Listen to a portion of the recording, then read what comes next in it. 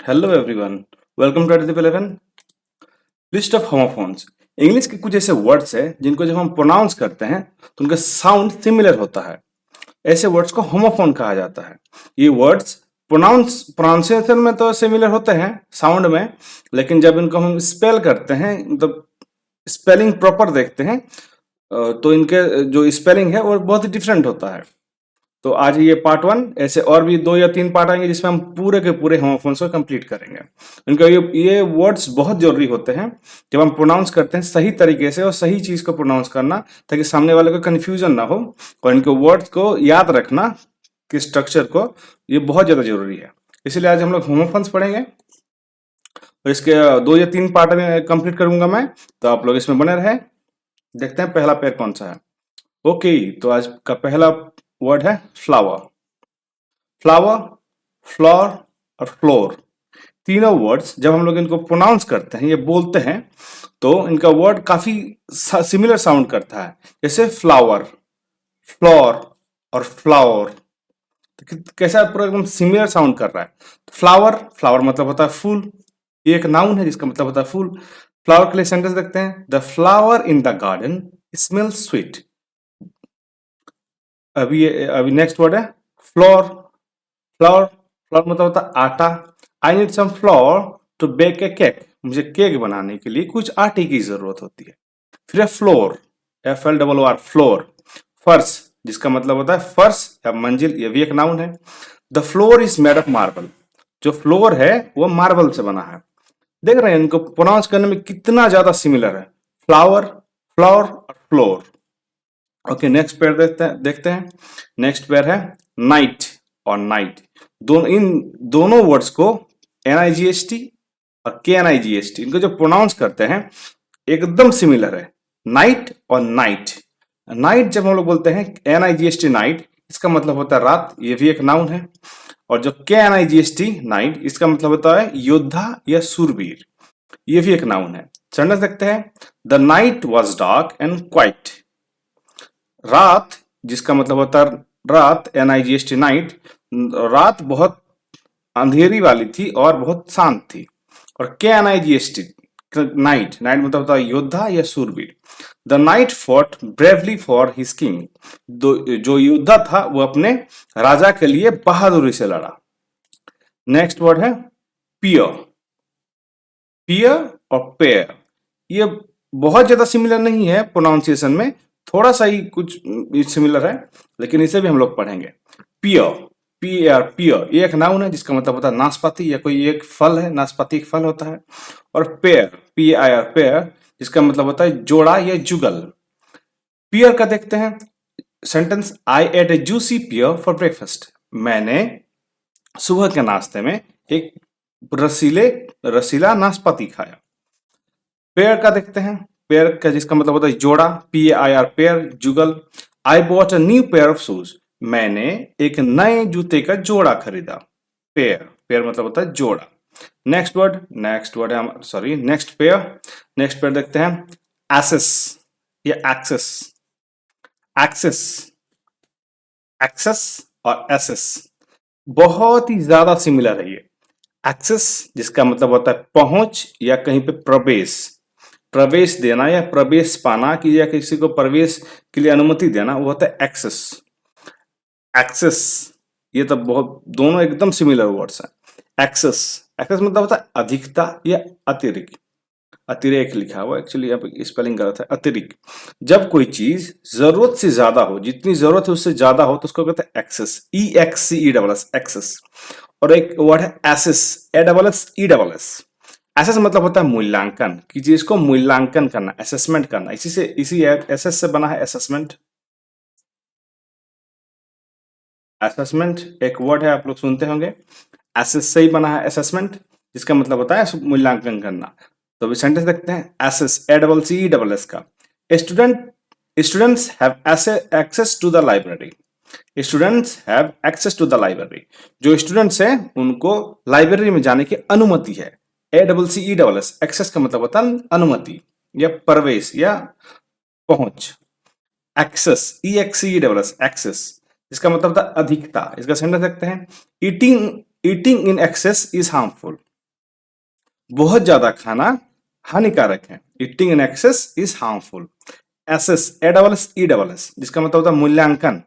The teacher will assess students work. जो teacher है वो स्टूडेंट्स के जो वर्क हैं या फिर जो भी एग्जाम्स वो लोग दिए थे उनका वो असेसमेंट करेंगे, उनका मूल्यांकन करेंगे। नेक्स्ट पेयर देखते हैं, एफ्लुएंट और effluent. Affluent, A double F L U E N T, affluent, और effluent, E double F L U E N T, effluent.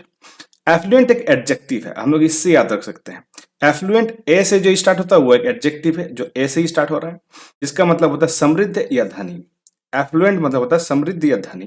और effluent, E double F L U E N T, effluent, ये एक noun है जिसका मतलब होता है गंदा बहाव या अपशिष्ट जल। जो गंदी पानी की धारा होती है या नाली का पानी, वो होता है गंदा बहाव।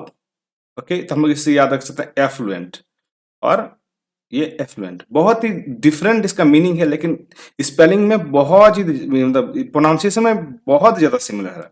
बस ए और ई का फर्क है, एफ्लुएंट और effluent. He comes from an affluent family, वो एक समृद्ध फैमिली से या समृद्ध परिवार से बिलोंग करता है। एफ्लुएंट सॉरी इफ्लुएंट, इफ्लुएंट का मतलब होता है गंदा बहाव। The factory releases effluent into the river, जो कंपनी है वो गंदा पानी नदी में छोड़ता है। नेक्स्ट है aid, A I D, aid. Aid ये एक नाउन और वर्ब दोनों ही तरह से यूज होता है। इसका मतलब होता है सहायता। नेक्स्ट एड, ये एक्चुअली गलत लिखा हुआ है, सेंटेंस यहाँ पे गलत है। एड हम लोग डेली, हम लोग का जो 10 वर्ड से डेली 10 वर्ड से डे का जो सीरीज है उसमें बहुत बार डिस्कस कर चुका है एड को। एड का मतलब होता है सहायता। अक्सर आप लोग न्यूज में सुनते होंगे, कहीं पे भी अगर डिजास्टर हो जाए, कहीं पे अगर कोई नेचुरल क्लाइमिटी हो जाए या फिर कोई वार चलता रहे, तो वहाँ पे जो यूएन है, यूनाइटेड नेशन, वो एड भेजती है। एड, एड मतलब होता है सहायता, सहायता भेजती है। तो क्या होता है, ये एक सहायता है, सहायता भेजना। इसका मतलब होता है ए I D, add.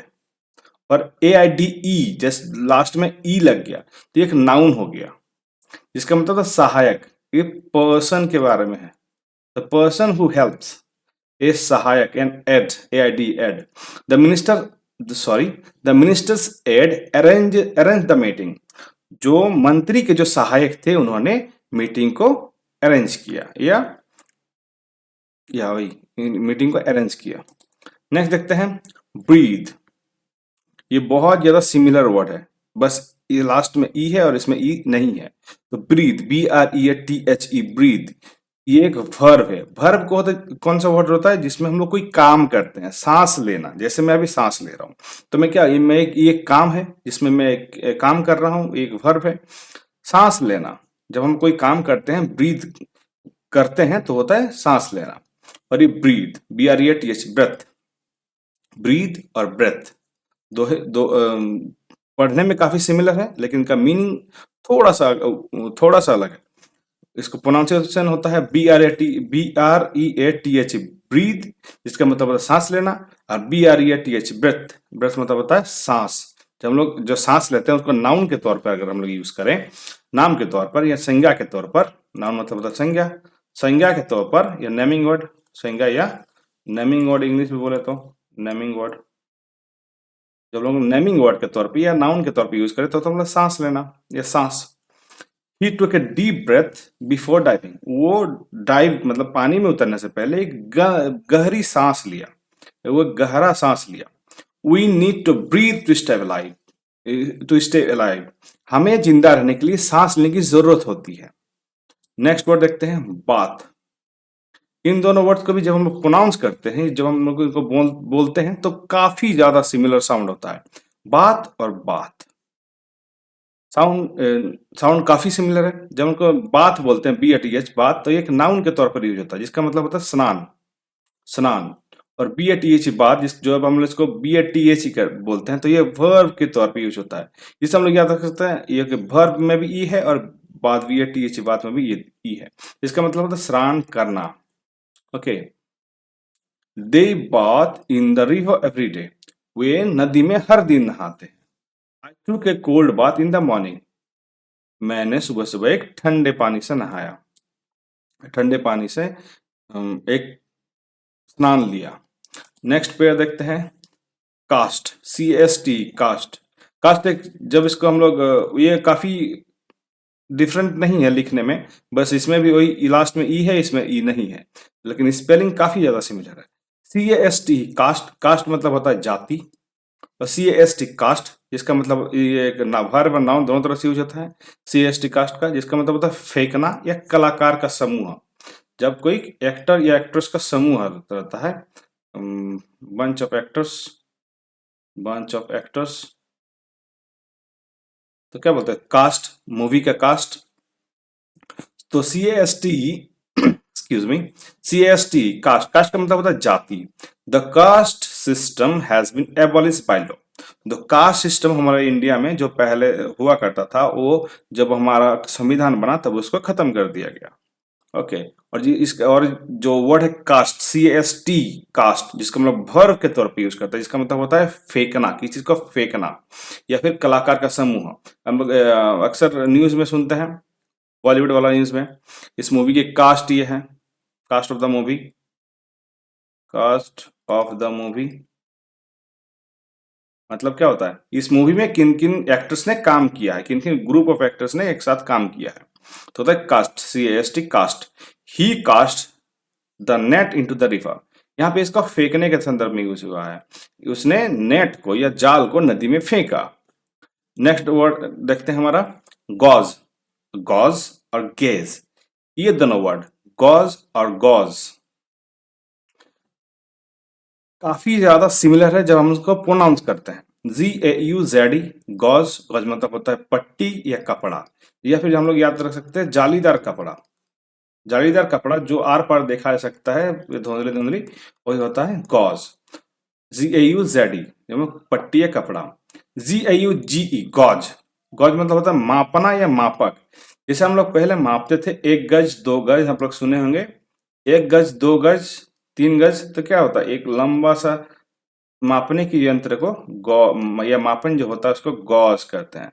GAUGE, gauge, जो एक नाउन और एक वर्ब दोनों तरफ से यूज होता है। जब हम लोग इसको मापना, मापना क्या है, मापना एक वर्ब है जिसमें कोई काम हो रहा है मापन का, तो होता है वर्ब के तौर पे भी गॉज का यूज कर सकते हैं, और नाउन के तौर पे मापक, किसी चीज से हम लोग माप रहे हैं तो ये गॉज है। एक गॉज का डंडा ले लेते हैं तो उसको में भी यूज कर सकते हैं। और गेज, GAYS, गेज, ये सिमिलर तो साउंड नहीं करते हैं लेकिन कुछ कुछ सिमिलर है। Gauge, gauge and gaze, gaze मतलब होता है समलैंगिक व्यक्ति, इसको जिनका जो अपना जो मतलब उनका जो सेक्स होता है, सामने वाले जो उनका उनके पार्टनर भी सेम सेक्स के होते हैं, और ये तो समलैंगिक, समान लिंग वाले इंसान, ये व्यक्ति।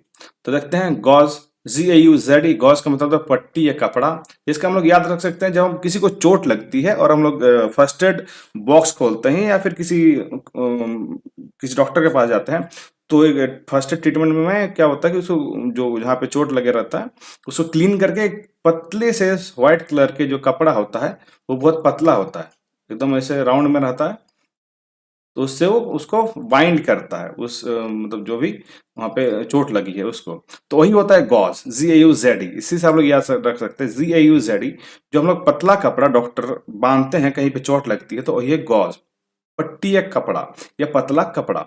The nurse wrapped the wound with gauze, जो नर्स ने क्या किया, जहां पे चोट लगी थी घाव को उसको पतले कपड़े से बांध दिया।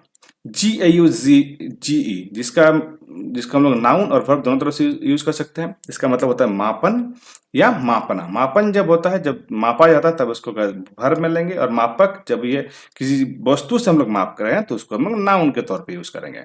Use a thermometer to gauge the temperature, temperature को मापने के लिए थर्मामीटर का यूज करो। थर्मोमीटर, ये भी, इससे भी हम पढ़ सकते हैं, इसको भी हम लोग समझ सकते हैं, थर्मोमीटर, थर्मोमीटर। ये थर्मो जो वर्ड है ना, इसका मतलब होता है हीट, थर्मो जो वर्ड है इसका मतलब होता है हीट, और मीटर मतलब होता है टू मेजर, टू मेजर।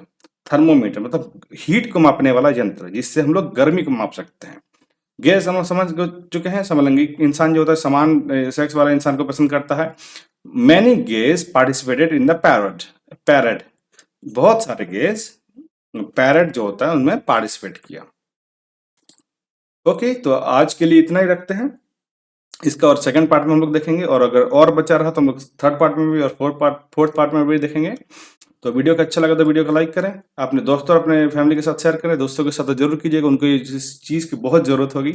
और चैनल को सब्सक्राइब करें और बेल आइकन दबाना ना भूलें आगे आने वाले वीडियो को सबसे पहले देखने के लिए। आप मेरे साथ सोशल मीडिया पर भी जुड़ सकते हैं। मैं इंस्टाग्राम, एफबी, एक्स और थ्रेड्स हर जगह हूँ। इन सोशल मीडिया का लिंक मैं डिस्क्रिप्शन में दे दूंगा। ओके, तो आप लोग फॉलो कीजिए और वीडियो को रिवाइज जरूर कीजिए ताकि आपके दिमाग में और आपके सबकॉन्शियस माइंड स्टोर हो जाए। ओके, तो thank you so much for watching, have a nice day.